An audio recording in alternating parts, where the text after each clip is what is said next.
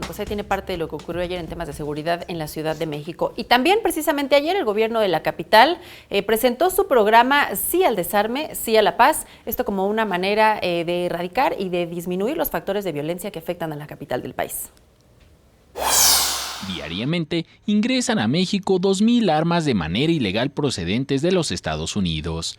Datos de la Agencia Federal de Alcohol, Tabaco, Armas de Fuego y Explosivos de la Unión Americana revelaron que entre 2011 y 2016, al menos 106,000 armas fabricadas en ese país estuvieron relacionadas con actividades delictivas en México.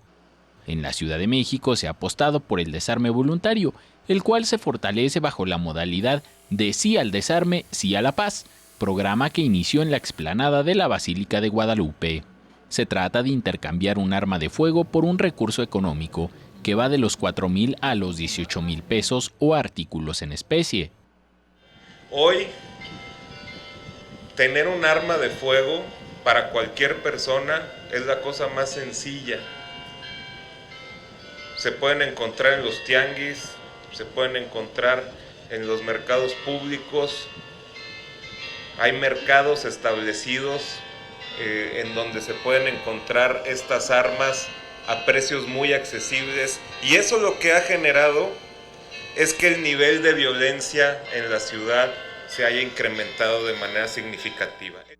El programa incluye el involucramiento de niñas y niños y quienes pueden intercambiar sus juguetes bélicos por didácticos.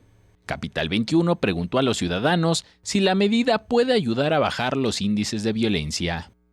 Pues sí, porque hay mucha violencia allá en las colonias. Es lo que también no inculcar a los niños comprarles armas bélicas, ¿no? La delincuencia y todo ese tipo está muy fuerte hoy en el país, y pues siento que México es muy lindo, estamos muy unidos, y obviamente si nosotros ponemos ese apoyo, vamos a entregar algo que en realidad está mal, vamos a crecer como nación.